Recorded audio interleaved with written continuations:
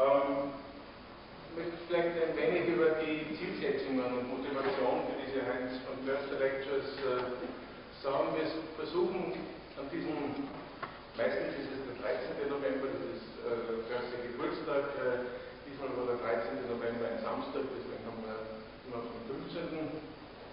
gekommen, dass wir zu Heinzens Geburtstag jemanden einladen aus dem unmittelbaren Kernumfeld des Konstruktivismus, also jemand, der längere Zeit schon in diesem Bereich tätig ist und sehr, sehr interessant tätig ist, und das war bei den vergangenen beiden Vortragungen davon, und das wird, das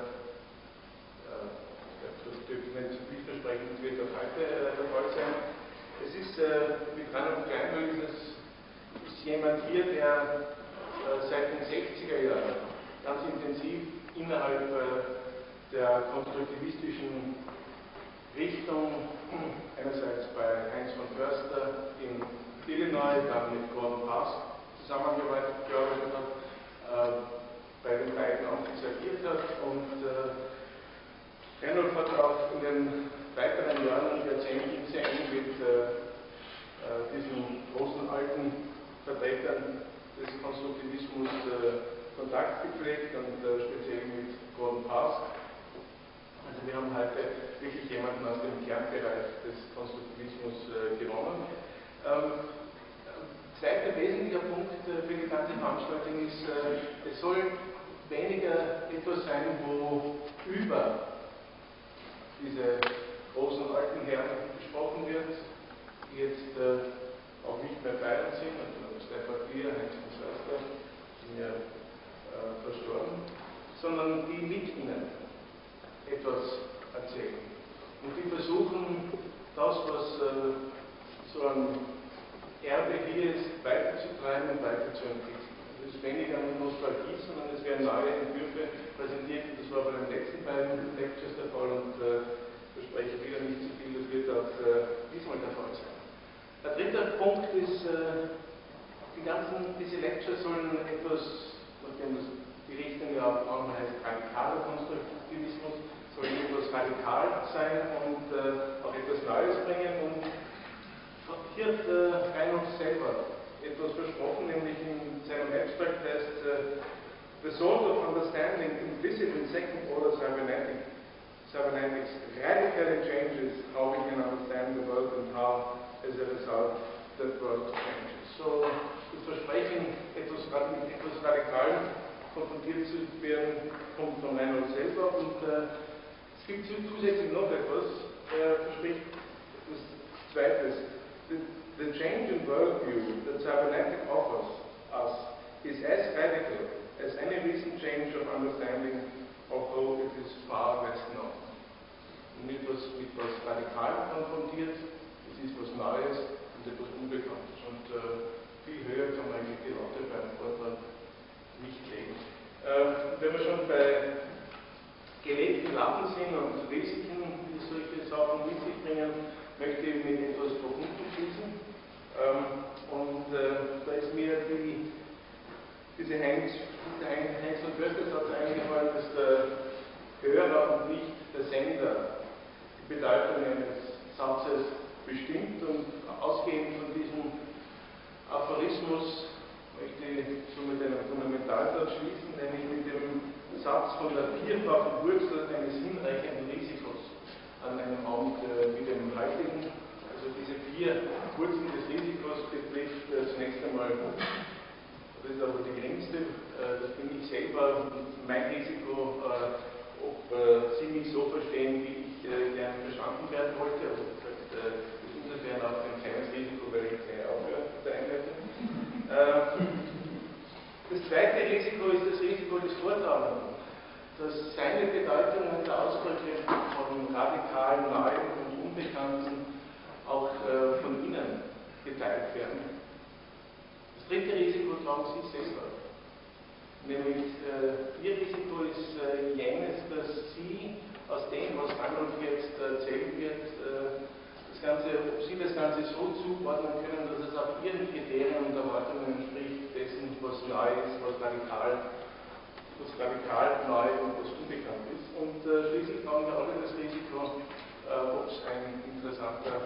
aufführt. Und die Person, die jetzt am ehesten und meisten dazu beitragen kann, alle vier Risikoarten zu minimieren, ist keine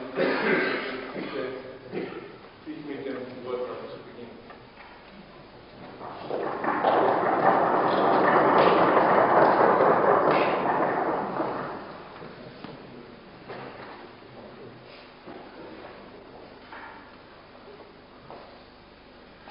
Thank you, Carl. And thank you all for coming. You have the choice of a silent lecture in which I will speak in German, or a spoken lecture in which I'll speak in English.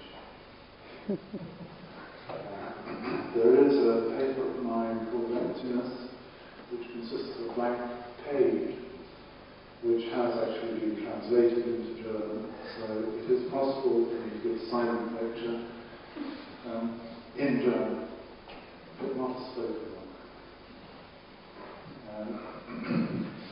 I would like to thank Professor Stadler and two Dr. Mueller, one of whom is in hospital at the moment, so I'm sure that we will all wish him well. For this very special opportunity. Heinz was a man who I knew for about 30 years. He examined my doctorate. And I was, I think, the last person not of his household, as it were, to see him. So I visited him less than 24 hours before he went into his final coma. What I would like to do is to find a way through the area of cybernetics, which was reborn around about 1970 into what became called second order cybernetics, and it was reborn largely due to the work of Heinz von Foerster and a crew, a team of people he had built up around him. And these people changed cybernetics from being a system in which the observer, although there was feedback, although the systems were circular, the observer was always an observer of the system. And they changed it so that the observer became an observer in the system. Heinz used to talk about first order cybernetics as the cybernetics of observed systems, and second order cybernetics is the cybernetics of observing systems. And it's the second order cybernetics which produced some very radical results in the 1970s and which has been pursued since then. But somehow it never had the public attention that went to other areas of investigation.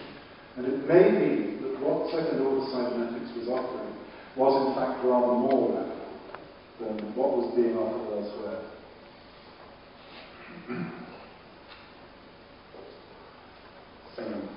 What I will do is I'm going to ask you to come on an impossible journey with me, in which we're going to do a lot of things which are totally beyond the credible. And we're going to, I hope, find what it is that is at the heart of second order cybernetics, and to come up with an understanding of what this implies for us. And we can start keeping this question in mind, which is perhaps the most radical, or rather statement. Heinz was very fond of aphorisms, so he got to produce very short, pithy little statements. And this one, only we can decide the undecidable, is perhaps the most radical of all of his statements. And I think that if you keep this in mind, we will be able to come back to it as we reach the end of this. I want to start with a couple of observations about this. We might ask why. Why can we part? Why can we decide the undecidable? Well, when something is undecidable, there is no mechanism, there is no process by which you can choose. The choice in the end becomes your choice, and you say, well, if it's this or this, I'll do this. So it's like going shopping, and if it's the red dress or it's the yellow dress, it's your choice. That's something which is in principle undecidable because there are no logical reasons for making a particular choice. So when you're faced with the undecidable, you have the freedom to make the choice yourself, but you also have the responsibility for the choice that you made. So this is one way that we can deal with the undecidable. I think it's the way that Heinz dealt with it, for instance, in terms of thinking about whether physics has a validity or not, which is an interesting question. This is a question which is essentially about whether we understand a reality as existing and informing us, or whether we inform that reality that is physics. And Heinz, although he didn't believe in the reality of physics, nevertheless chose to go along with physics because it was a very efficient tool. He used to describe it as being like getting on the subway. You get on the subway and it gets you somewhere fast. There is one other way that we can deal with this, which is to keep the undecidability. So if you imagine the undecidability as being like balancing on a knife's edge, then what you can do is, instead of going this way or that way, you can say, I'm going to specialize in keeping the knife's edge there. And I discovered about a week ago that I thought this was radical and remarkable and so on, but of course it isn't. 350 years before Christ, there was an extreme skeptic called Pyrrho of Elis who argued precisely this point. So,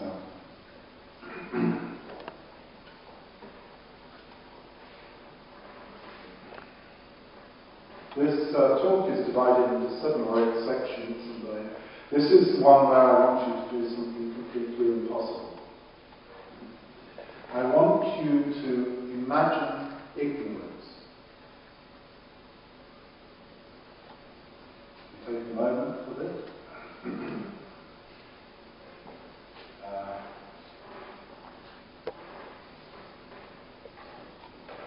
Why is this impossible? Why is it impossible to imagine ignorance? Well, from my point of view, the way I understand this is that we have learned a great deal in our lives, or at least I have learned something. And I can't get rid of what I've learned. I can't get back to being ignorant. And of course, the real thing about being ignorant is you couldn't even say you were ignorant. If you were truly ignorant, you wouldn't even be able to say that. Someone asked me this afternoon, what are you going to talk about? And I said, ignorance. And they said, what do you mean by ignorance? Define it. And I said, no, the point is exactly that. That with ignorance, if you imagine yourself back to being ignorant, you cannot define it. You don't have the wherewithal to do this. So let us think ourselves back in whatever way we can to that point of ignorance where we know nothing. Now, the question is, how do we begin to come to know something? This is a question that Piaget brought up and has answered in a way which is interesting and important. Piaget talks about how the infant learns to recognize. And we'll come to Piaget a little bit more in a moment. I don't want to get off into that just yet, but I wanted just to remind you that Piaget had dealt with this matter. If we know nothing, and of course to state that can only be said from a position of knowing. So again, it doesn't get us back there, but it's as good as I can do. So if we know nothing, how can we come to know something in the first place? How can we come to know that first thing? Well, here is something, and we going to have a look and distinguish. Spencer Brown, who I quoted, talks about drawing a distinction, and Spencer Brown's book, The Laws of Form, which was published first in 1967 privately and then publicly in 1968, and became sort of, it had the status of a guru's word, starts with the command, draw a distinction. And what Spencer Brown is saying is that through the act of distinguishing, we bring the world into being. I'll show you how he does that in a moment, or at least the signs he uses. But in effect, that change from 1 to 2, which all of us can understand now, was something we had to learn to do. We have to learn. If I use this as an example, please don't believe that I'm saying that the first thing we learned was to distinguish 1 from 2. That's the Spencer Brown mark, by the way. I will probably use it in a moment, because we're going to have the blackboard as well. But I can redraw that transition from 1 to 2 like this. So instead of them being on top of each other, I can stretch them in time, if you see what I mean. And I can say, now I can say there is some sort of transformation. This is me trying to account for understanding how I might differentiate between 1 and 2, not knowing what 1 and 2 are. So I ask now, what is it that makes the difference between these two? What is it that makes a difference? How do I see that? And I actually have no idea. Later, I can say they're a different shape, or they're a different colour, or they're a different place on a page. I can say all of these things later, but in the first instance, I can't say anything. And so my question becomes, how do I deal with differentiating these? Spencer Brown does it with this sign, which I drew earlier, which he calls the mark of the distinction, and he develops an extraordinary logic in this, which is capable of generating the whole of classical logic from this very primitive act, which he regards as cutting a bit away from a space. Yeah? So, in fact, elsewhere in the book, he does it by drawing circles. So, occasionally he slips into sort of conventional set theory stuff, but because he's trying not to do conventional set theory, he uses this particular mark. I prefer something else to this. I prefer a wonderful model that was developed by James Clerk Maxwell, the Scottish theoretical physicist and mathematician, at the end of the 19th century.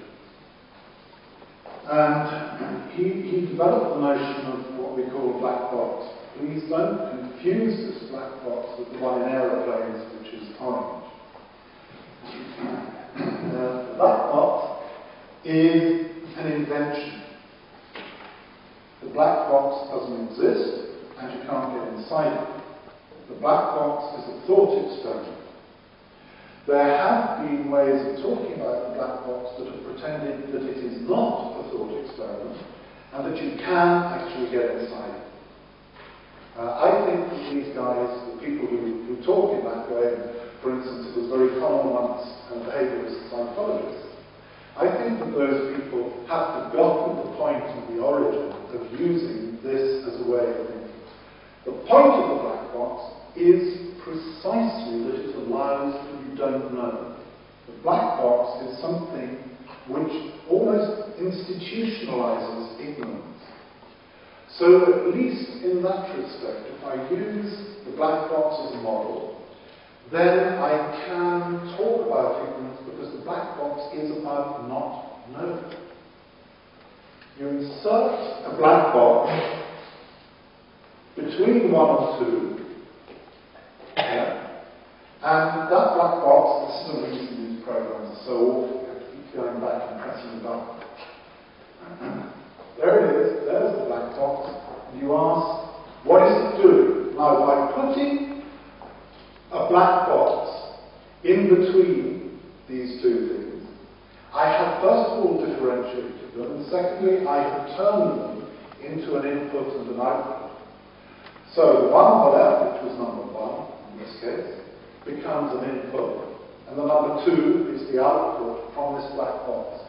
So now I have a strange device which actually changes and creates a change in this connection between the two. It turns them into an input and an output signal. But it does this without me having any idea what's in there. I can't know what's in there because there's nothing in there, because I invented it to stick there. And I invented it because I don't know. It's empty.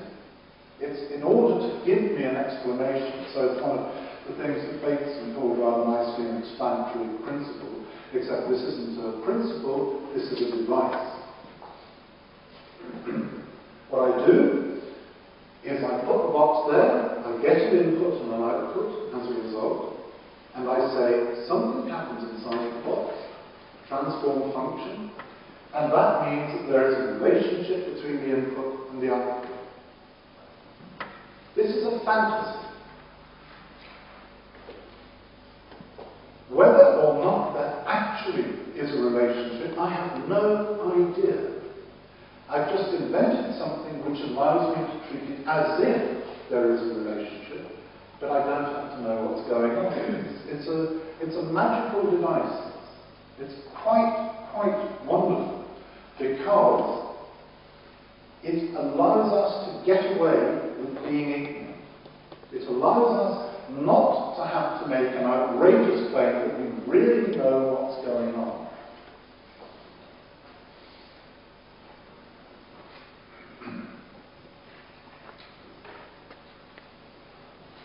Now, the black box is something that I can put in that apparently distinguishes between them. So it has the same function as Spencer Brown's mark, draw it in. But of course, just distinguishing something isn't really enough. If you, again, if I can return to Piaget, what Piaget is telling us about is how the child distinguishes mother. And he goes through all of this business that, mom comes dressed differently, with different makeup on, from different angles, with her hair done differently. The child sees different parts of mother, and so on. And if you imagine, without notions such as constancy, this is a very strange thing. So what Piaget got interested in was the notion that we could look at a whole set of separate experiences, and we could put them together. We could say there is a pattern that exists between them such that we can generate constancy, such that we can say, this is mum. We're very good at it. We are extremely good at it. And what we do is we generate patterns. I especially like the pattern that 1 + 1 = 1. I'm very fond of that pattern. I like the Bateson one at the bottom too, which is against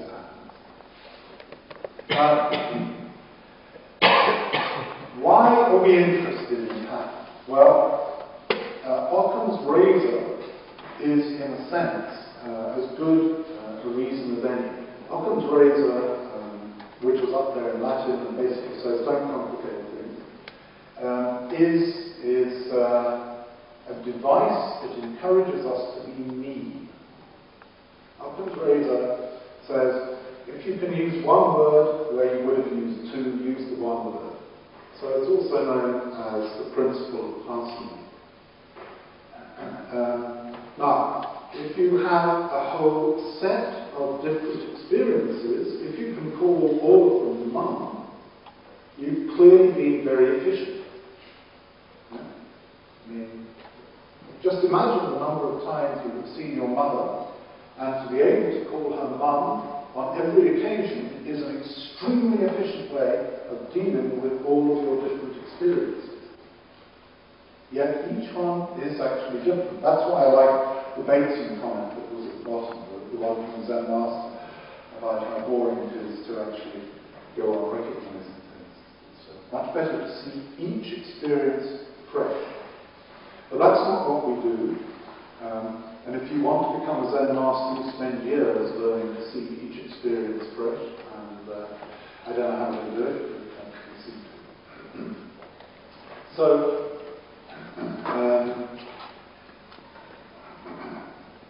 what often is describing is something that I think that we have all experienced, which is that we develop patterns.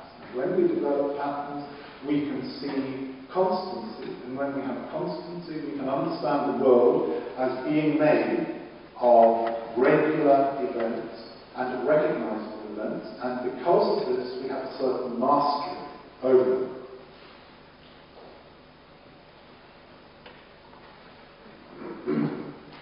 Well, we actually do this using the black box. Heinz had a different model for this, and for all sorts of reasons, I'm not going to show you it, but it's his famous eigenfunction model. I prefer this for a number of reasons, not the least of which is that it's simpler. So I prefer it for reasons to do with Occam's razor. Now, I'm going to show you this thing working. We've got a black box, we've got an input and an output, and I'm going to take the output and put it back in as the input. So we'll just start with the first input, and the input of number 0 gives me an output of number 1. And I'll do it again, and you'll see there's some colour consistency here to help you. So the input 1 gives 2, and the input 2 gives 3, and the input 3 gives 5. And the input 5 gives 7. And now here's the question, what will the input 7 give? 11. Anyone want to argue with that? Well, in this case, actually, gave 9.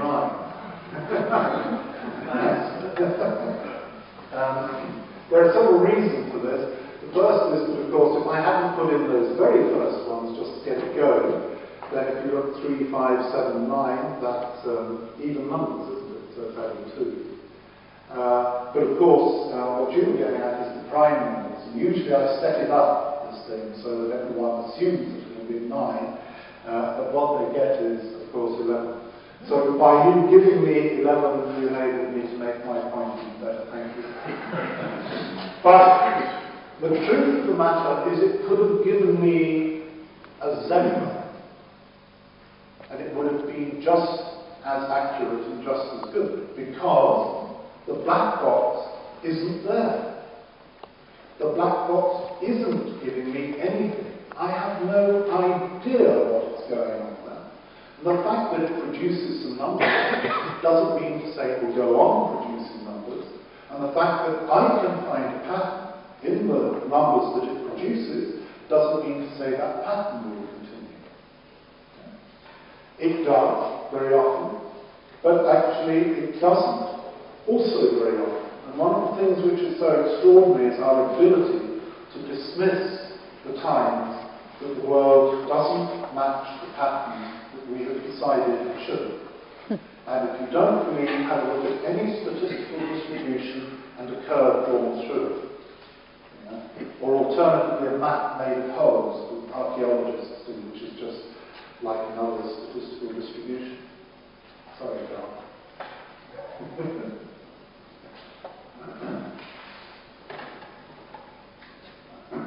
Well, we make patterns, that's my point. We can distinguish. So we can take what might perhaps be a continuum of something and we can make experience from it by distinguishing and saying, here's an experience, here's another one. So we can distinguish between 1 and 2, and that's why I didn't do it between blankness and 1. we can then take experiences and we can put them together so that we have a pattern, and the pattern gives us the notion that there's some constancy. Now, we're going to have a look a little bit more at whether we do this alone.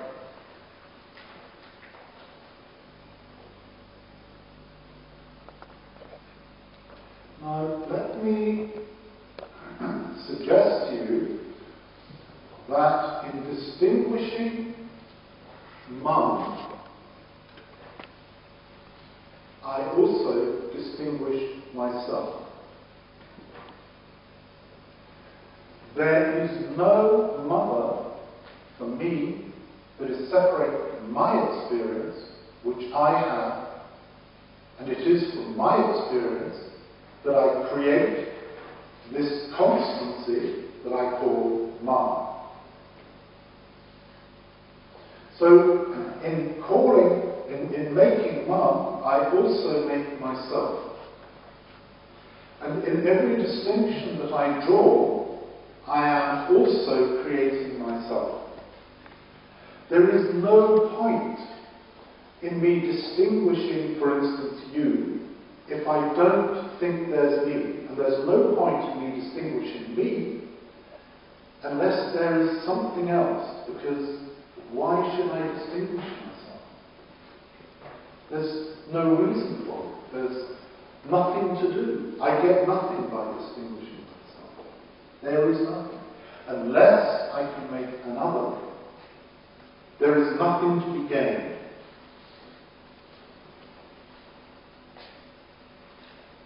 So, I would like you now to take on board that we have the ability to distinguish, making experiences from experiences. We can generate patterns which we turn into objects, and that in doing this we create both ourselves and others. And so we have a society. That is to say that this act does not lead to us having a world which is solipsistic. Other people are not invented by me. If I invent myself, I also invent others. If I construct myself, I construct others. And if I construct others, I construct myself. So that this is no longer a thing of I invented the world. This is that the act of invention makes me and others and my world, and the world that I share with those others. We're all part of the same thing. So, if I have others, what do I want to do with them? Well, my notion is that one thing I might want to do with them is to communicate with them, and the reason that I would want to communicate with them is because I want just to confirm that they are indeed other. So I can confirm that these people, like Mum, are others by communication. How am I going to communicate? Well, that's actually an interesting question, because we have recently had an extraordinary tradition that concerned this, and I want to attack that tradition and produce a different notion. Here is the way that we have thought communication works, or here is a model we have used. It comes from Shannon and Weaver. It's the mathematical theory of communication model, or commonly known as information theory. And in this, we send a message. I send you a message and you get it. It works like this. Can you read that? I can't. Excuse me. Yeah. We assume, first of all, that whatever meaning we have is perfectly mapped onto the message. So the message is the meaning. So for those of you who remember that naughty book of McLuhan's and Fiore's, there was one called The Medium is the Massage. Well, in this case, it is the message is the meaning. Just to go back. Now, We transmit this, it goes down some sort of communication channel, and at the end we receive it. Very simple. Actually, to do this, we have to encode the message, and then when it's being transmitted, we have to decode it, and then it becomes the message again. So it goes through a transformation, and you'll have seen things when you're burning a CD on your computer which says verify. And verifying is one way of checking that the coding that has gone on was accurately transmitted. And we have benefited enormously from using this model. There's one bit missing. We'll just put that in noise. And that's one of the reasons you need to verify and do checksums and so on. We have benefited enormously from this in terms of our telecommunications and in terms of how our computers work and so on. It's been a fantastic thing. But I want to claim that this is not really how we communicate at all. If we do use this model, it is only as a specialized model that comes from something which is much more general. And in saying this, I'm turning around usually accepted wisdom. The way that I believe we communicate has to do with something called a conversation. Those of you who know those illusion books will know that these two faces are not really faces. This is part of a vase, and they're just the space outside it. They were the best faces I could find quickly. So, there we are, two faces, and these are going to communicate. What's nice from down here is that I can see that they're different. Each one is different. When you look at them as part of the vase illusion, they're actually, you assume they're the same, but they're not. Can you see that? Mm-hmm. It's either that or my perspective from down here is very strange. Now, how can we communicate if we don't assume that the message means the same to the other person as it means to us? Because that mathematical theory of communication notion is based on the idea that the message that you receive will mean the same, that the message is the meaning. So it means the same to you as it means to me. And let me just give you an example from everyday life of how this is a very difficult concept. I don't know about politicians in Austria, but I know about politicians in Britain, and they're always getting on the radio, and when nobody has understood what they were talking about, they say, "I have made it perfectly clear," which means that they have sent you a message and there's no question that you've received it. Now, every time they say, "I have made it perfectly clear," what they're actually saying is, "I haven't. I haven't made it perfectly clear at all, because nobody has understood, and I'm having to tell you that I made it perfectly clear. It's all your fault. Because I was right." Yeah? Well, that's the problem with the notion of coding when we deal with human beings. This notion of the message that is sent down some channel and arrives at the other end, and there you are.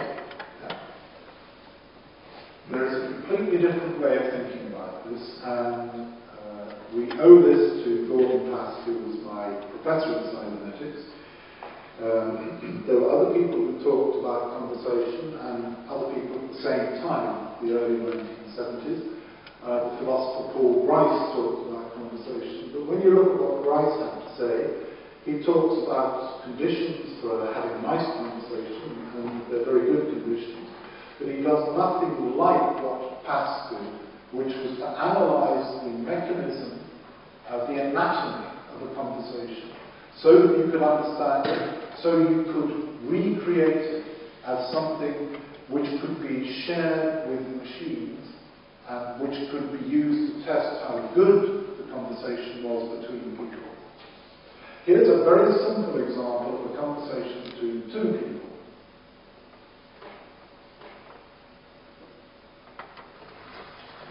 This example is actually modified from Saussure, who invented general linguistics and who invented semiotics or semiology, let's be a bit more exact. He lectured and he couldn't write. It was wonderful. In those days you could be a very well-paid professor at a very high-grade German university and not publish anything. Even if you were French, Swiss. And he talked about how it is we connect the notion that we have of what we call tree with the word that we use for it. And here we are. Here is someone that has the idea of a tree and they say tree. So they're saying that these two at the bottom have an equivalence, have an equality.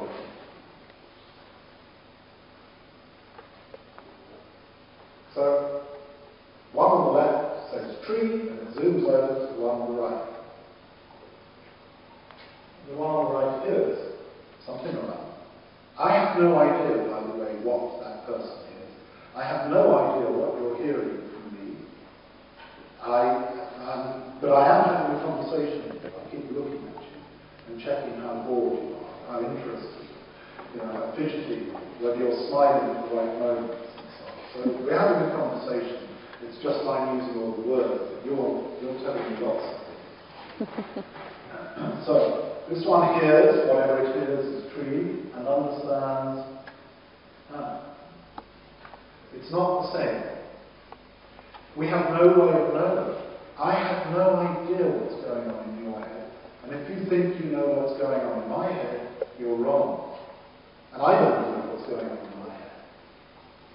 And when the neurophysiologists tell us what's going on in my head, they're also wrong, at least in terms of being conscious, cognitive entity, which is the world we live in. We live in a world of experience, and we live in a world where we are conscious, and where we think, and we experience things, and we feel things, so on. Well, if these two don't think the same thing, their notion that they get from this sound tree probably doesn't sound the same to them both, then how can they communicate with this? Well, they've got into tree or something else. This guy on the right is going to test what he or she has understood by telling the person who spoke first what it is they've understood, but not using the same word. It's no use for the person on the right to say tree to the person on the left. That just says that they're a good mirror. So they choose something else, and this is the dissocial bit, tree and arbor and funny things that occur. So this one says arbor. This one's a slower speaker than the one on the left. And now the question is, what was the one on the left who said tree originally, make of this? Well, when he hears arbor, this is what he or she thinks. Oh, different again. I don't know. Now, the question is this. Can the person on the left take the two concepts, the concept that they began with, and the concept they get from the person who they tried to communicate with, sending back their version, which is understood now by the person on the left, but is not the same? The question is, can these two be taken to be similar enough for me to say, yeah, they understood what I'm talking about? And if you think of how we carry out conversation, how we communicate with each other, we don't communicate by code except when we join the army or something like that. When they spend 3 months turning us into automata, what they do is they turn us into machines, so that we can't think separately. And they have a reason for this. In emergencies, they think they don't want anyone thinking at all. They just want people carrying out actions being told what to do. So they're turning us into automata and joining the army, or the police force, or whatever. But when you and I go down to the coffee house and start talking, what we do is we stop ourselves and say, hold on, let me just repeat that back to you. Let me see if I've understood what you're saying. We come up with phrases like that, all of which indicate that we're going through some process like this. And if those two images are, for me, close enough, I say, yep, person on the right understood. And if they're not, then I have to go through the whole process again. And there's a whole complicated technology about how this works, and I don't want to go through that at all. It is complicated. If you take Gordon Pask's notation, it's incomprehensible. If you take mine, it's very little less incomprehensible, and it's entirely unnecessary from the point of view of what I want to establish here, which is that even though we are all different, and even though we make such strange things as black boxes which help us make our understanding, but which are actually complete fabrications, in spite of that, we can end up with other people and with an ability to communicate with them without insisting that my understanding is your understanding, or that your understanding is mine. And that's very important, because each one of us is different, and each one is separate. And if we are different, then the way we understand will also be different. And the fact that we have a whole social layer in which we operate according to negotiated agreements doesn't take this away. It just means that we, for all sorts of reasons, mostly to do with convenience and speed, I don't want every time I say something to say, did you understand this and so on.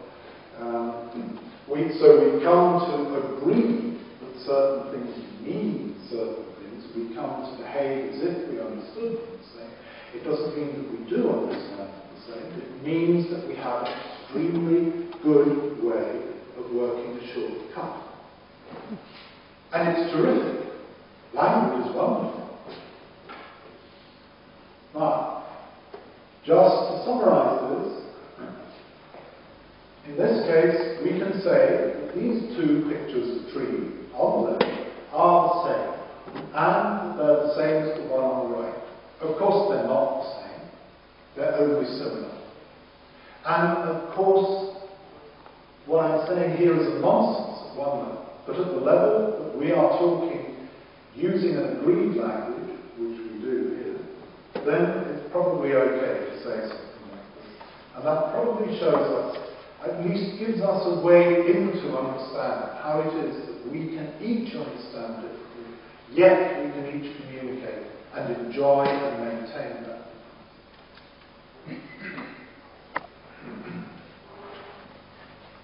Now, I just wanted to bring this up. This was a wonderful artist, and I'm sure you all know Joseph Beuys's work, and I think he spelled his name with a PH, not an F. But I like very much this particular quote, because what it does is it reminds us of something extraordinarily important, which all the rest of our talk about communication fails to remind us of. And what it reminds us of is that central to the act of communication is the ability to listen. And we, for instance, we don't talk, when we talk about democracy and giving people freedom, we say, give the people their voice. But we never say, give them their ears. We never say, give the politicians their ears, which would really be a good thing. You cannot communicate unless there is a listener. And almost all of our talk about communication is about the speaker. And we, in our Western culture, have become really very peculiar and silly about this. So that's just a little deep.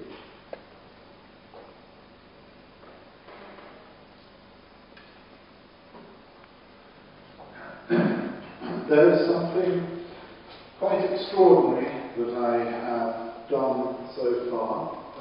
I have completely cheated. Well, I've cheated in ways I've told you, but there's been one way I've cheated in, and if this were a seminar and not a lecture, I would have expected everyone here to have attacked me for this. Anyway, I've left it to now, and that is, I haven't talked about observing. I haven't talked about the observer, except at the very beginning when I talked about Heinz. Now, everything that I have been talking about, I've been talking about because I am an observer. I'm a participant, but I observe. If I go back to my black box, I can look at it again. Here's my black box. Here's my loop. And I say, what is it that takes that output and puts it back as an input? What is it that has made this system? And the answer is me as an observer. And I need to put myself there. And here I come.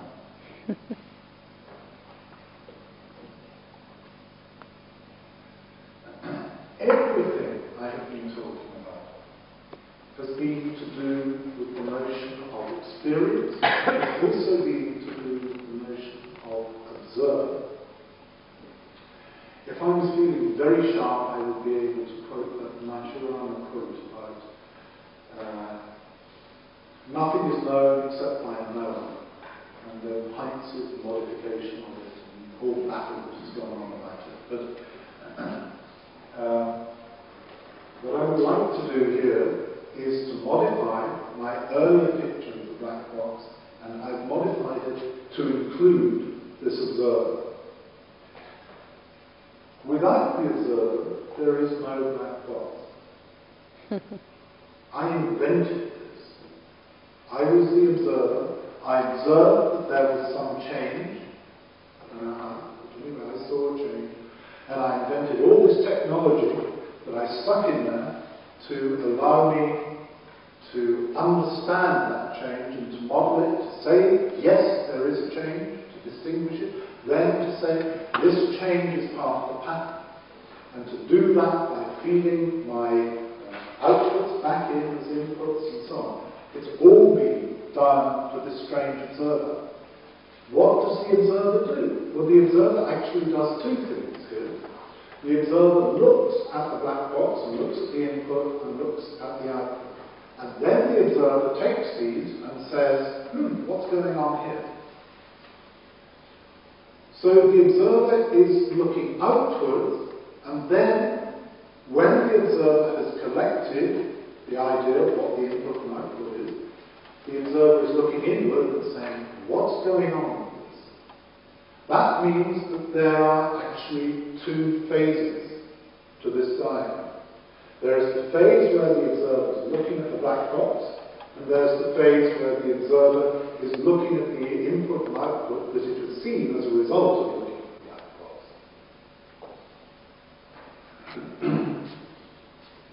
This means that observing is, in this model, something which switches, and it means that the observer is involved in a circular activity, and what it actually means is that that function, F, which is what describes the relationship between the input and the output, is not something that belongs to the black box, but is something that belongs to the interaction between the black box, which after all I invented, and the observer, who I probably invented too. So, the function here is something that is shared. And this is really of enormous importance when it comes to thinking about interaction, which I'm not going to go into today, but when we think of interaction, we need to think of the outcomes of interactions being shared. So, for instance, if you take the Turing test for intelligence, which the Turing test context, for those who don't know, this is not how he put it, but this is the way that it's generally sort of summarized nowadays. The Turing test says, imagine you're at some keyboard, you've got a screen, and there's some sort of wall, and behind the wall there's something that you are connected to. This something might be a computer, or it might be a human being. And if your interaction with it leads you to say, yep, this is intelligent, you know, if this were a human being, I'd say it was intelligent, then if it turns out it were a computer, that computer is intelligent. In other words, intelligence is an attribute of an interacting observer. And I would say, hold on, that's not quite right, because intelligence is a product of an interaction between an interactive observer and whatever is on the other side of the wall. And intelligence is not something which belongs to either the observer or what's behind the wall. But intelligence belongs to the interaction between the two. That means that the whole lot of those arguments about AI can be thrown away. They have actually no interest whatsoever. You can forget the whole thing. I didn't say that. Good. Yes. Now, I did want to show you this. I wanted to talk about the observer of a limb. I mentioned that earlier. The observer I had there was in the loop. The observer is in the system and is taking part. However, the way I was talking about it was outside that loop. I was talking about it as an observer of that system that included an observer in it. Now, I'm going to leave that differentiation like that. My belief is that there is no such thing as an observer of. There are only observers in, but there are observers in who are so weakly linked that we treat them as observers of. Just as we can, when the conversational loop is really, really weakened, and when we've brain damaged all our young men who are sending into armies, we can weaken the conversational loop until we get an information theory type of one-directional communication. So I see those more traditional views as being special cases of more general views that we have developed in the way that Newton's physics is understood now as being a special case of, and a more particular case of Einstein's more general physics.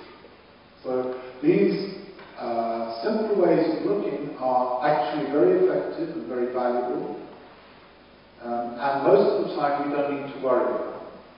And I mean, for instance, you know that the Americans got to the moon without any general relativity or special relativity whatsoever. They did it on Newton and some really cranky old computers you'd hardly believe could go in space. So I just made that point. Good. The difference between art and limb. Now, this lecture was called Grounding Difference. And what I want to do now is to show you a conceptual system that accommodates differences in the ways in which we understand, makes that the premise on which it's working. I thought you might like this. This is a paper I'm presenting on Saturday. This is one reviewer's comments. It's a pretty bad paper, obviously. I'm amazed it got accepted. Here's another reviewer's comment.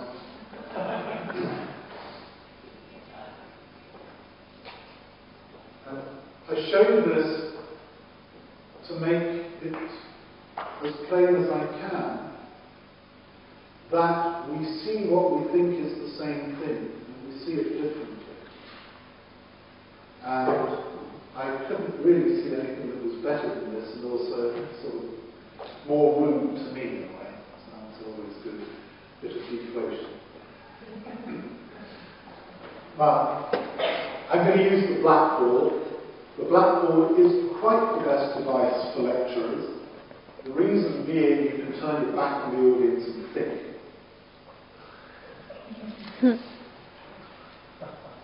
So, and I'm going to write you up a sentence to start off with, and I hope that you will all be close enough to read it. My handwriting on blackboards is very bad. My handwriting on whiteboards is even worse. But anyway, let me start with this.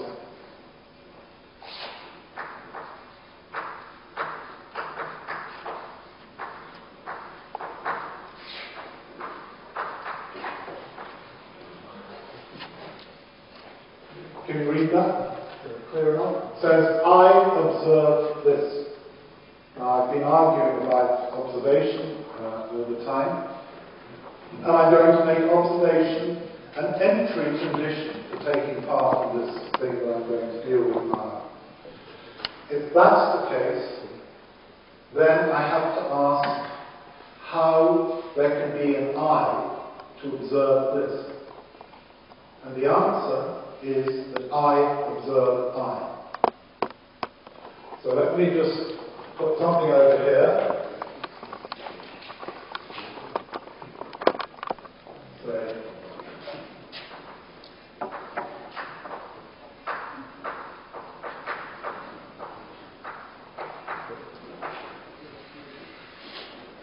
as a native English speaker, I'm allowed to get the grammar wrong and tell you I'm right.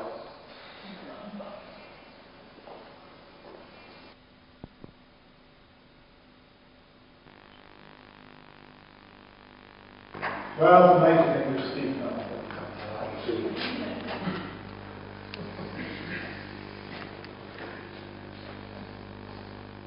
Every time I use a notion like observe, and I say something like, I observe this,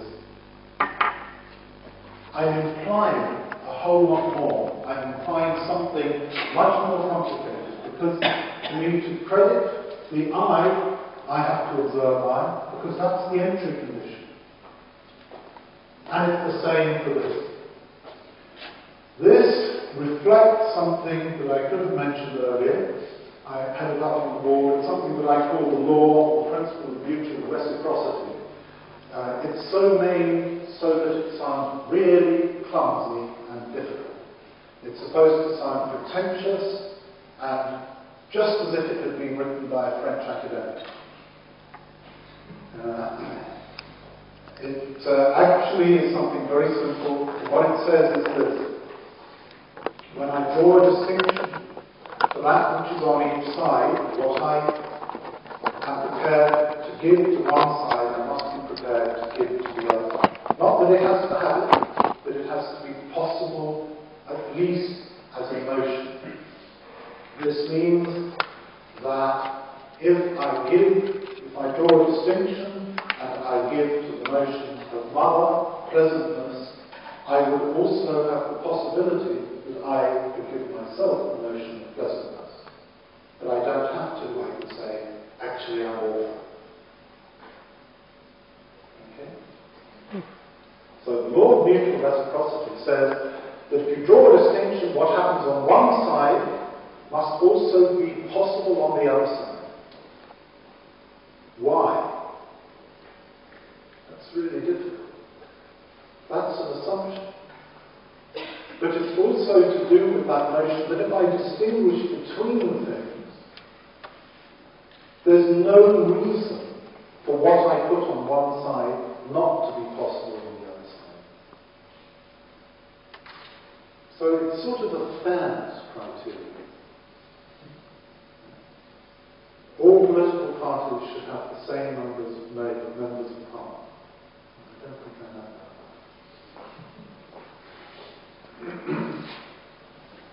Things which observe themselves in this sense, which are self-referentially generated, are what I call objects. And these things, it's object with a capital O, very big O at the beginning.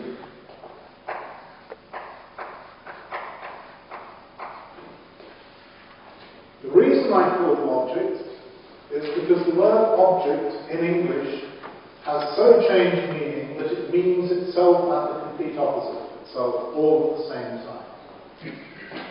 So it's a word which is so ambiguous that it is a total paradox. So my object in talking to you is entirely subjective. It's not at all objective. And when I look at you, I'm not using an objective, although my objective is to see you, and so on. You can do it with subject, but object just works very nicely. I'm going to show you how these things are formed. I'm not going to explain them at great length. I'm not going to use the notation that I use in order to develop these things, but I'm going to use something which I hope will be more immediate and much simpler and get to the heart of what I'm trying to get here. And then what I'm going to do is talk about some of the consequences of all of this stuff in terms of how we understand the world.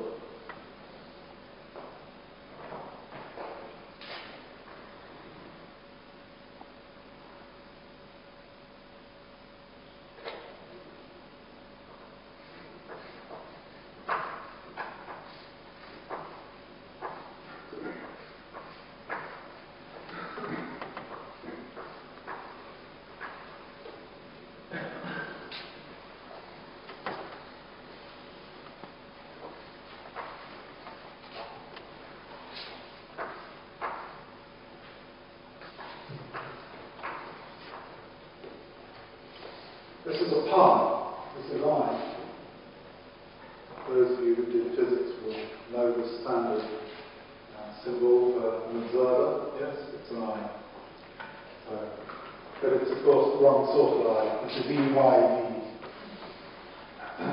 What's going on here?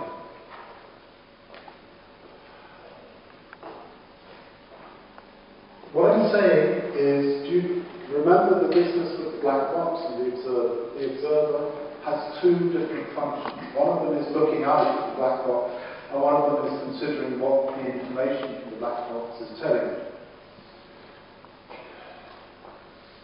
This is I as the subject. This is I observing.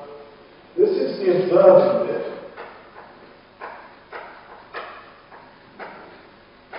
And this is I as an object.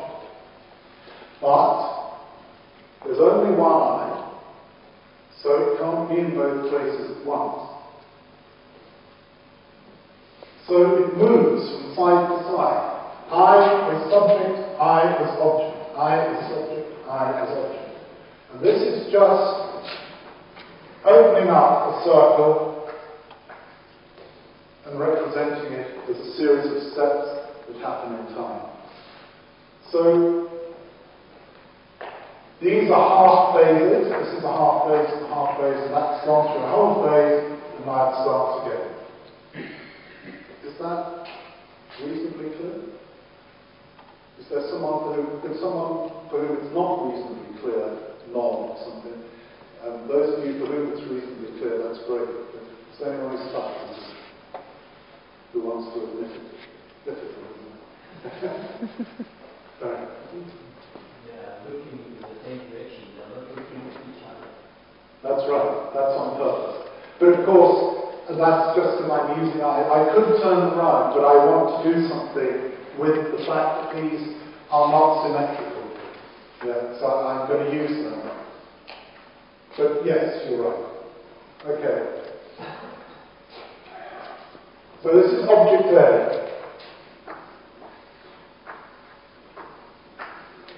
Okay? And this is just naming, nothing more. Now, here's another one.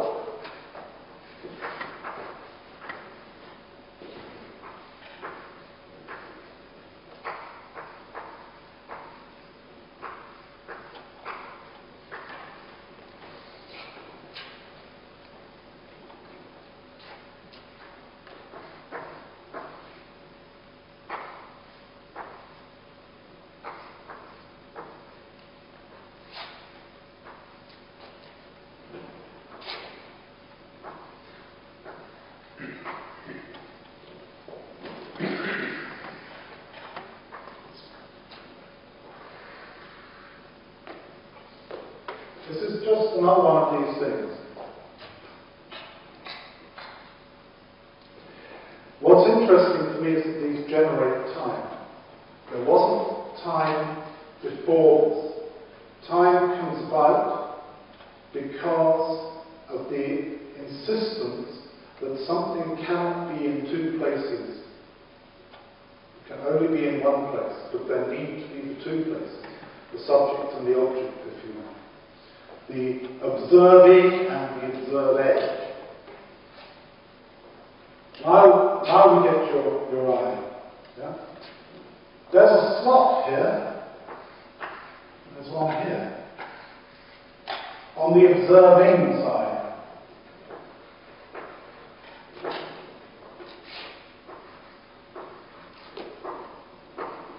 Yeah? There it is. In 1967, I think it was, Carl Adam Petrie produced a whole theory of computation which was based on there being slots that were available. It was a major discovery in computing. What it said was, if you've got a queue and everything's full up, you can't move anything and you're jammed.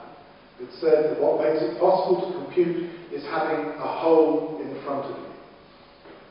Yeah? And he took this and developed it through networks and so on. This allows this to pop in there and have a look. That's why he's facing that way. And this point can do the same. But only when the plots of these two, which are generated by themselves, and which are not externally generated, they're a result of this moving, only when those coincide. When for some moment they share their time.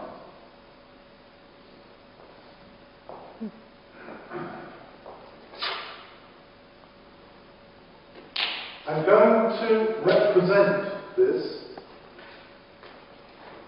by an arc. This arc is the time of observation by A of B. But of course, I might be looking at many other of these objects, which just happen to come into the same time frame, which happen to synchronize just for a bit.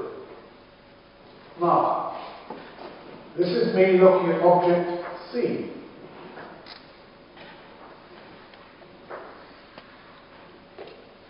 What would that represent? That represents that the observation I make of C and the observation I make of B coincide. That for a moment they are together. And given that what is generated is time, then that can be taken to mean that they are identical. So, for me as an observer, at this moment, I can say B is identical to C. What happens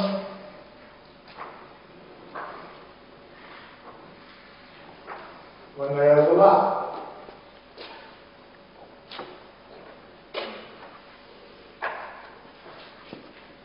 I get or. Alternatively, I get and.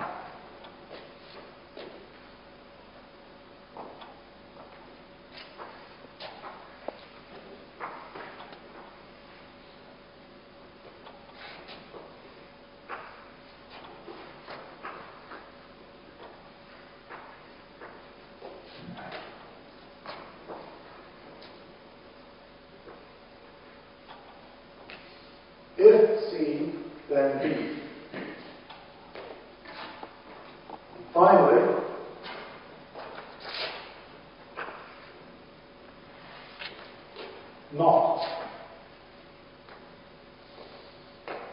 Now this is actually quite wonderful because it means that out of the process of observing these self-observing objects, out of the process of observing not myself but other objects, I get free the whole logic. I've got the whole set of basic operators there with which I can relate different objects together.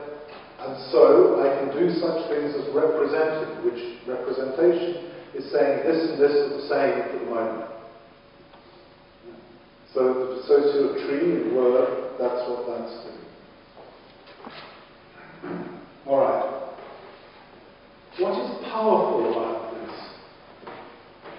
What is powerful is that any observer may observe any other object, and however they observe it, they will observe it differently to any other observer. So the difference between observers and the difference in the observations they make is built in. Yet, they can also believe they're observing the same object because they're looking at something which just keeps switching like this. They just choose to hop in and hop in. So that it gives you a system that allows for all of the difference of individuality of observation and of experience. But it allows you to think or to talk as if your experience was the same as someone else's experience. So it supports individuality, and it depends on self-reference. That is, it depends on the circularity of the self-observation.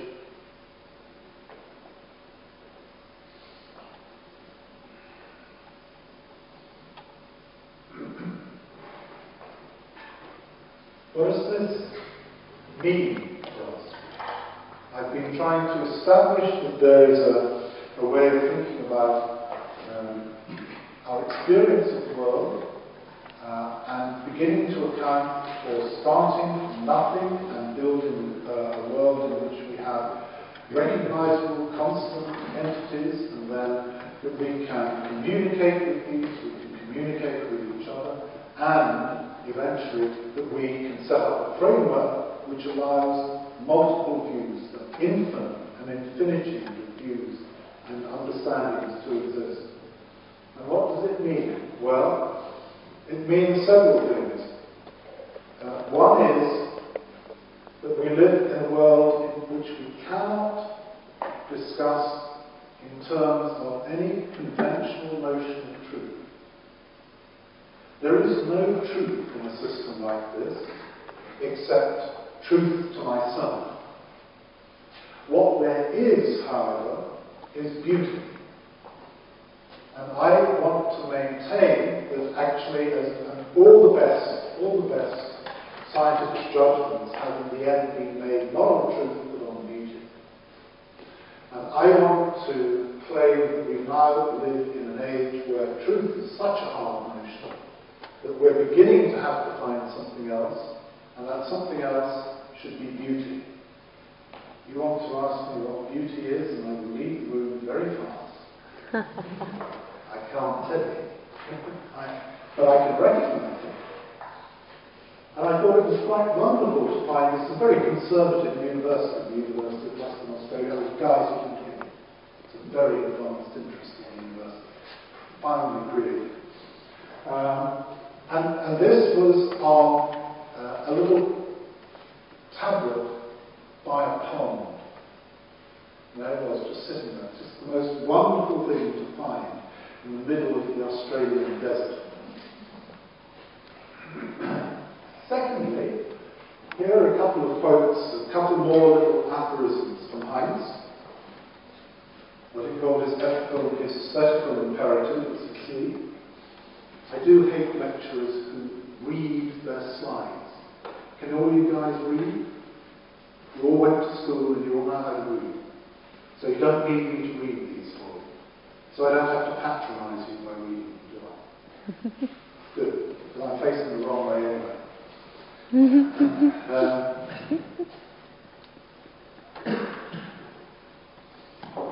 What this does is it tells us, it reminds us that the whole of this form of cybernetics is deeply tied up with the notion of ethics. But ethics is something which I think has been very badly misunderstood, and certainly for me, I understood ethics in a way which had me refused to touch it for a very long time. And the problem is that I couldn't distinguish properly between ethics and morals.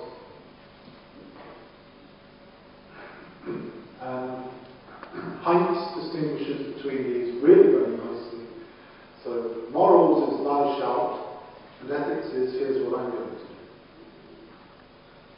Ethics is the way that you understand and set targets for your own behaviour, and morals is the way you tell other people what they should do and probably don't do it yourself. If ethics is to do with decisions that I make about how I should behave, then the ethics that appear in this way of thinking involve the following. First of all, the respect for ignorance. So instead of, the schoolmaster say, you stupid boy, you stupid girl, you don't know. No, you say, you stupid boy, you stupid girl, wonderful. Because it's only through ignorance that you can learn. It also means responsibility. You are responsible for what you think, and you are responsible for what you learn, you are responsible for what you do. And the moment you have a system like this, which says it's based on I observe I, then you are the only little atomic fundamental in your own world. And you are only that because you make yourself in this, or you continue yourself in this strange process. And there is nothing beyond you. There is nothing that you can shed your responsibility onto. You are responsible. Equally, because everything else seems to have the same, or you have to assume that everything else takes the same structure as you, that is, I have no idea if this observes this, but I assume it. Then, I assume mutuality. That is, what is possible for me is possible for it. What is possible for me is possible for you. Then there is open-mindedness and generosity. We have been encouraged recently to think of ourselves as being mean, the selfish gene, all these sorts of things. In a world in which conversation is the basic means of communication, you have to be generous with the other person. You cannot communicate and say, you're wrong, because you have no way of making that judgment. If you say to someone, you're wrong, you're wrong, you're wrong, you're stopping the conversation. You have to be open-minded, that is, you have to allow that how someone else says something is not how you say it. How they understand it is not how you understand it. That is actually fantastic. What it means is that everybody else, all the time, can be giving you presents. Because every time someone gives you an understanding that is not yours, you have one more understanding.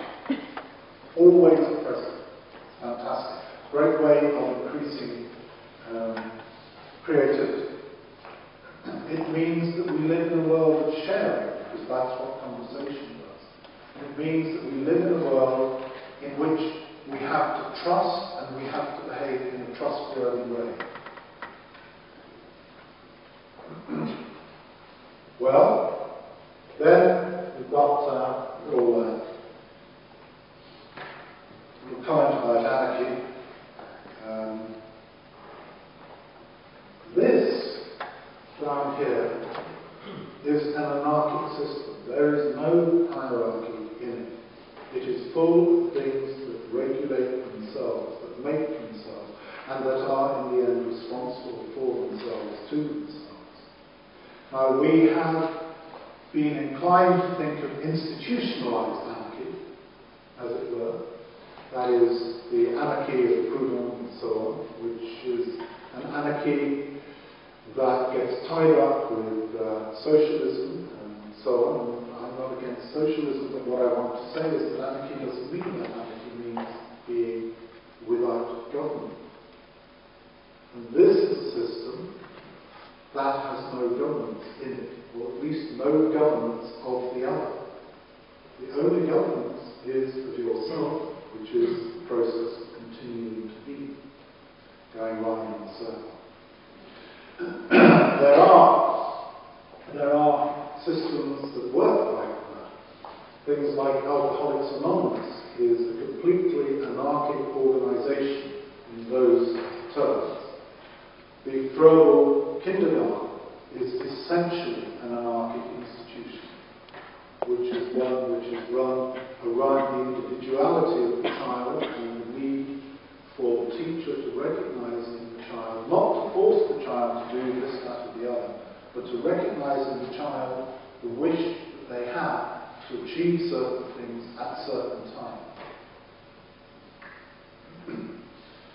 So, what you get from all that I've been going through is, in essence, a deeply libertarian and individualistic view of the world. This is not individualistic in the sense of selfish, nor is it individualistic in the sense that you cannot share, that there cannot be community, that there cannot be society. It's individualistic in the sense that it recognises that each one of us is separate, and that each one of us has our own existence and our own way.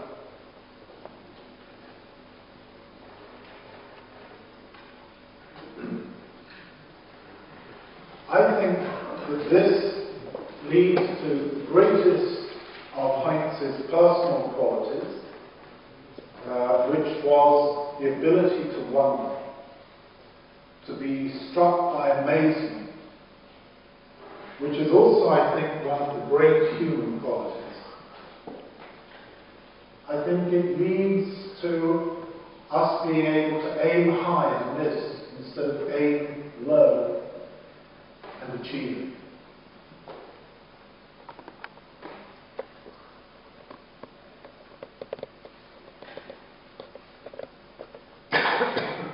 I don't think it gets us anywhere at one level, but I'm not sure what does get us anywhere. This morning there was a small seminar, workshop in which we were trying to sort out some things with Carl, and Stuart Humbleby was reminding us that the World Bank has recently done some soul searching and believes that it hasn't achieved anything for all the billions of dollars it's spent, that it may just have damaged. I think that to end up where you began is pretty good, especially if you understand more. And I have to say that when I got first married, my best man was asked at my wedding what it was I did, and he said, "Oh, cybernetics, it's sort of like Zen, you know? Before studying cybernetics, then, so I have to put this down to my first best man, but not my second best man."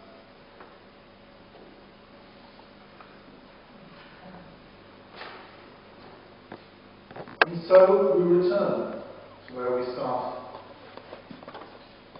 We can decide. We can decide the undecidable. That is what's left to us. That's the source of our freedom. We cannot, no one can take that freedom away from us. Heinz was very impressed by Viktor Frankl and very touched to get the first Viktor Frankl medal, I think it was, that was given. And this is Frankl just after his experiences in the death camps in the Second World War, reminding us that we can still choose.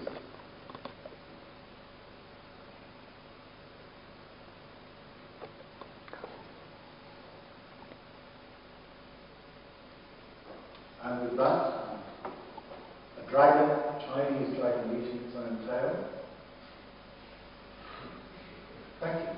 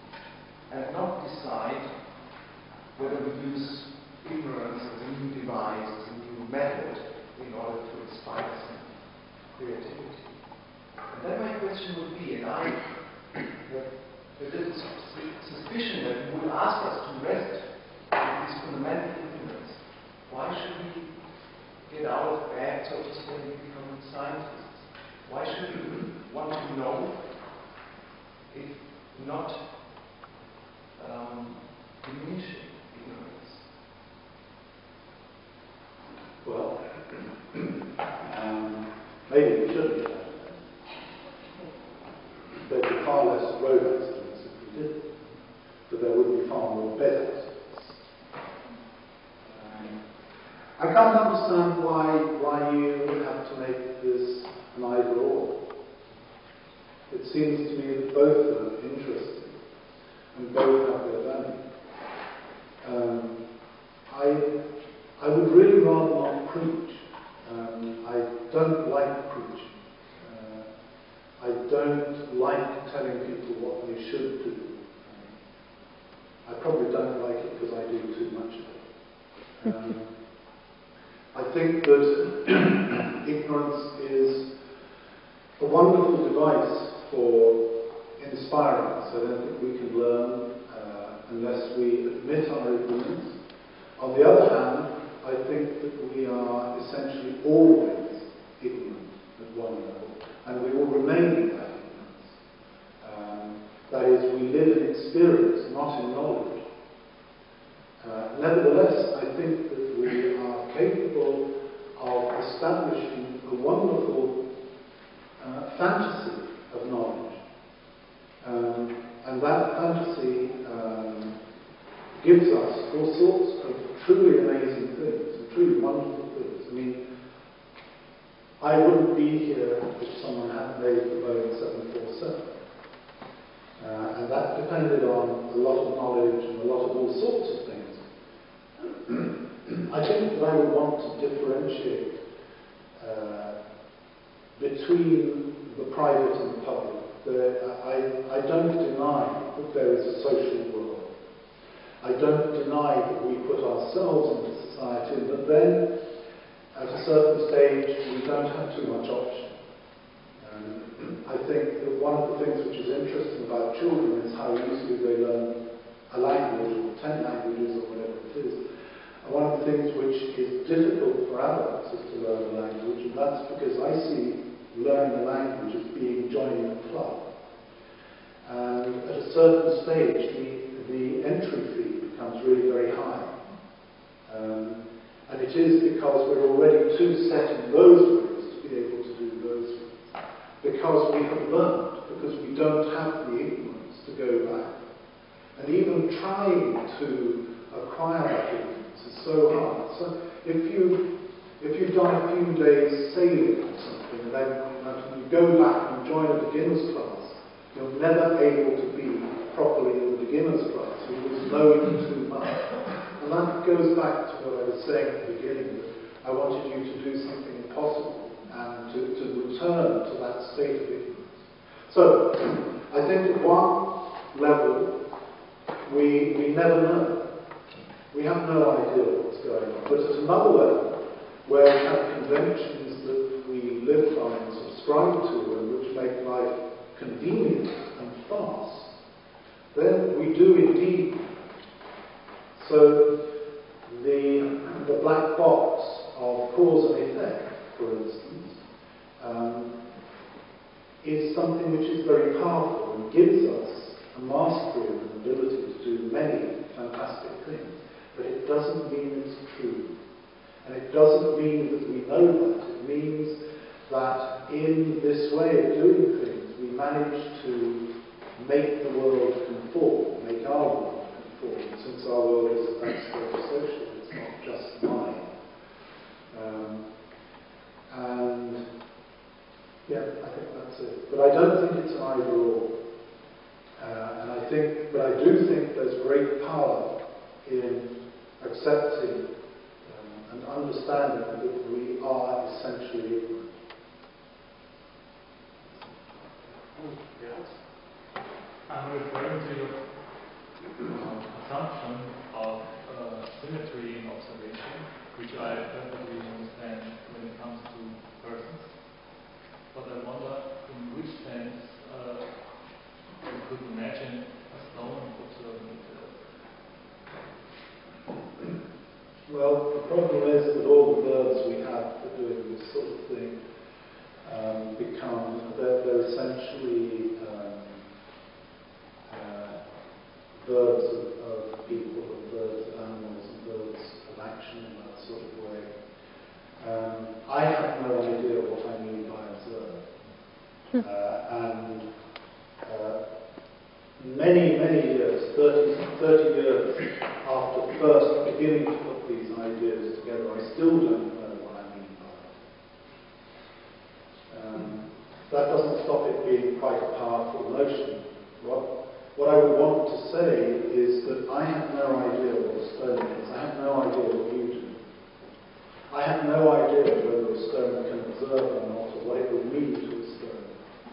What, however, I do think that I can claim, and so pretend is knowledge, is that this formulation, this way of looking at things, has a very great power, and it enables me to explain and account for, and then a whole lot of things which it's important to explain and account for, in a way which is extremely neat and extremely compressed. And at the same time, it supports human qualities that I believe are seriously valuable. I don't think it is helpful for us to think of ourselves as essentially selfish. I think that models of how we are that tell us that we are selfish are models that I don't want to know about, because I believe that we are essentially generous. I don't believe we could live together if we weren't essentially generous. But even if you tell me that we're not, and that that's how you see it, I don't want to believe that. And this is a matter of my choice. I want to see people as being trustworthy and generous.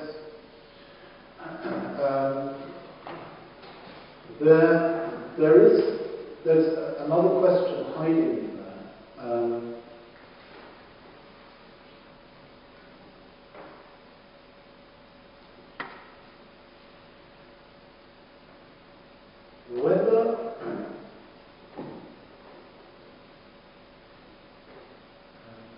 Whether or not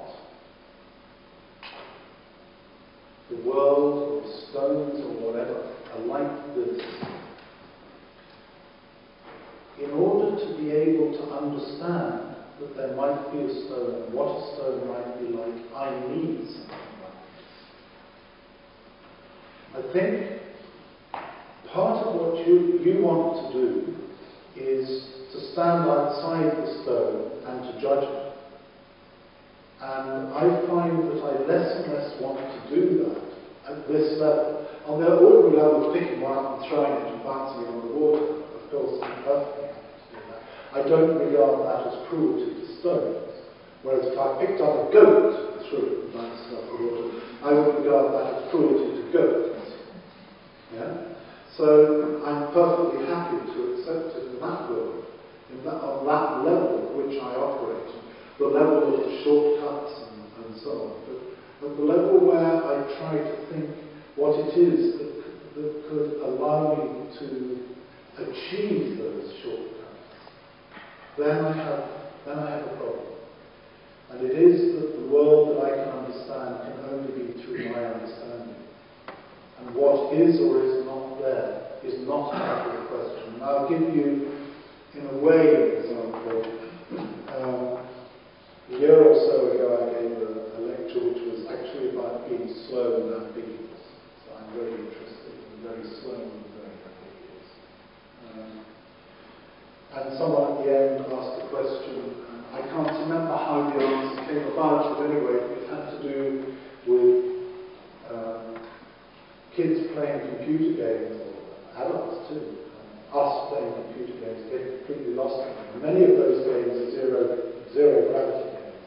And we're out there flying through space and there is no gravity, we're living in that world. And the questioner said, yes, but we're sitting on a chair. And that's exactly the difference. That yes, to the outside observer, we're sitting on the chair. But to us in there's no chair. We've left the chair behind ages ago. And we're flying through space and we're living without gravity. That's where we are.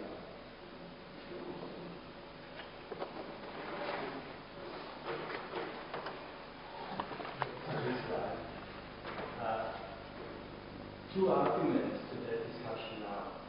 One is the mental psychology argument that with the age of 3 years you start to distinguish between a person and a thing, which I miss here. And the other one is I have the impression that you used the trick because you used the eye or so spelled in a different way also to this. So it seems to me to be somehow suggestive. Well, to take the second one, you could perhaps say that if I had done it in the full formulation, the room would have emptied. So I was benefiting from a shorthand. Okay? So that's my answer to that.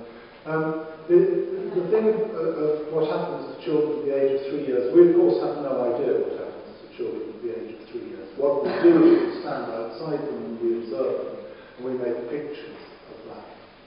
We don't know what's going on. But you can look at the differentiations, the stages, whether you follow Piaget's stages, Vygotski's stages, whoever stages you want, it doesn't matter. Those are a wonderful human way of explaining consistencies that we observe in behaviour. That's what they are. They're not what the children are doing. They are consistencies in explanation. They are explanatory principles. And in that sense, I think we remain ignorant. However, these explanatory principles are really useful because what they give us is appalling schooling systems, oppressed teachers, corrupt politicians, and all of those wonderful things that we get by forcing systems of understanding onto ourselves. I'm just being a bit sarcastic. Don't take it too seriously. I think we should make a final round of questions. There was one. No, I just wanted to add something to the first point because we were talking about ignorance. And if you're a German speaker, sometimes people think that this means not wanting to know. But in this case, I think what ignorance is just what it means is not knowing. This means ignorance. So it's not a question about if you want to stand up, but if you're curious. And Yes, it's a prerequisite. Does that mean that you don't want to know? Being ignorant is just not knowing. Yeah. And it's a prerequisite. It sounds like you don't want to know. Okay. It's very interesting, that's the problem. Thank you for that. I will try to remember that when I'm talking to German speakers again.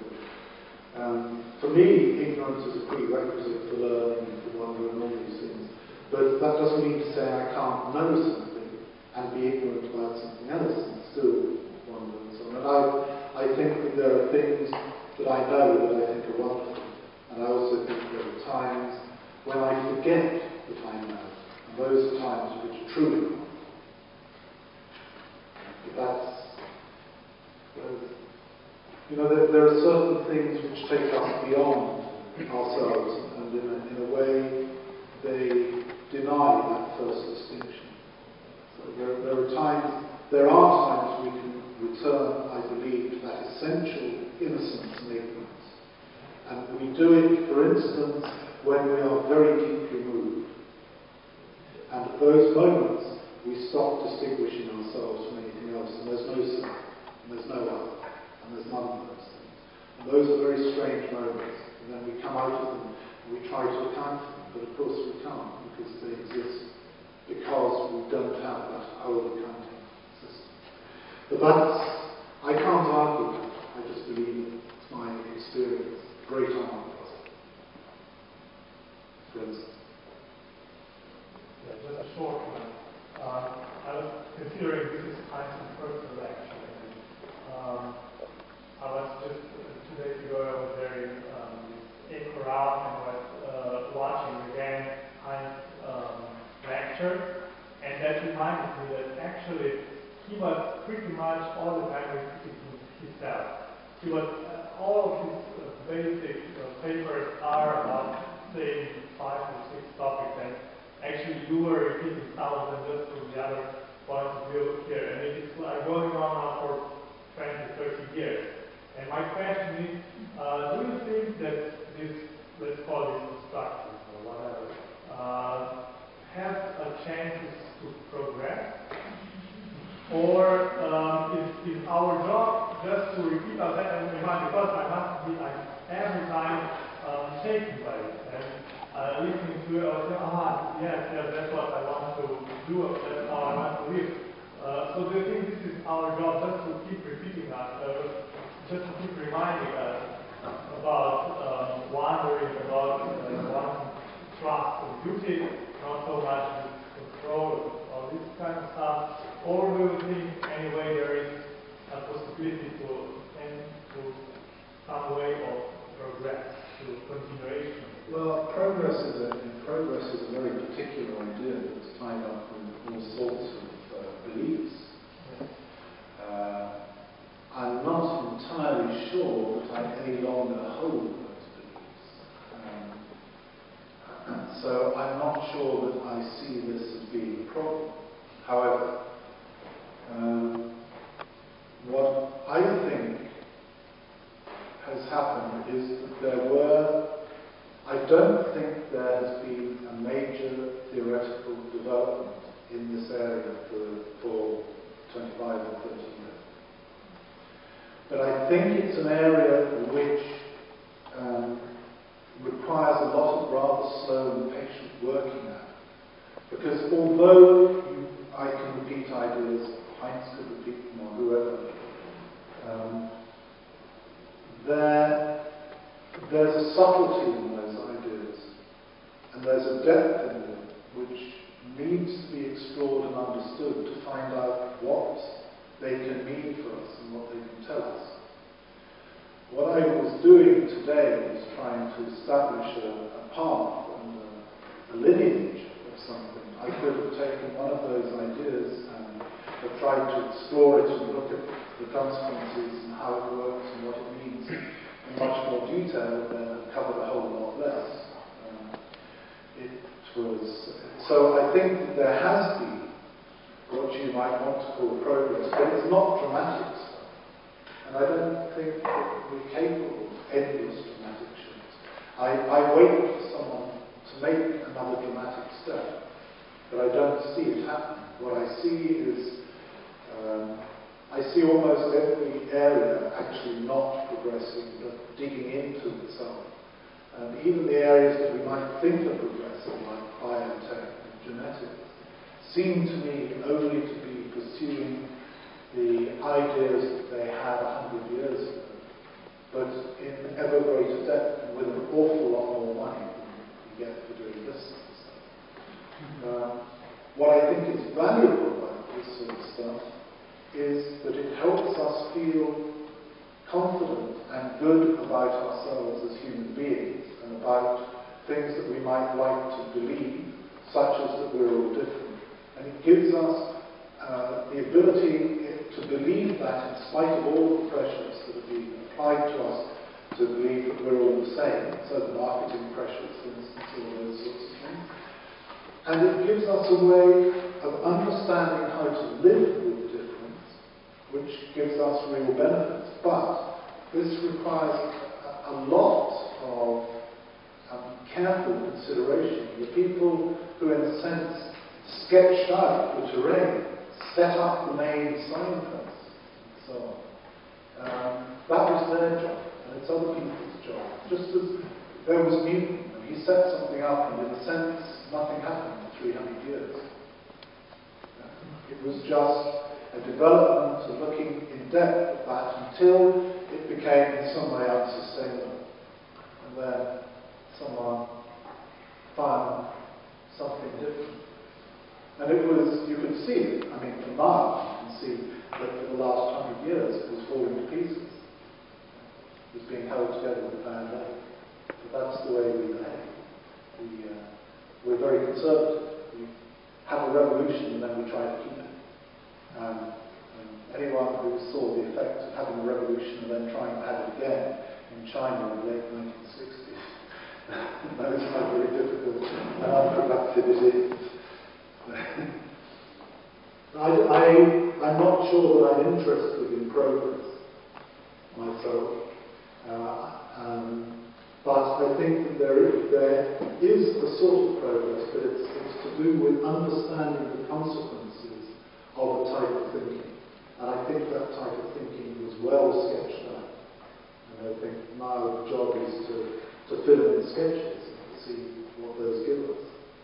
And for someone else, maybe it's you, but someone else will at some point give us more sketches which will seem more radical and more extraordinary.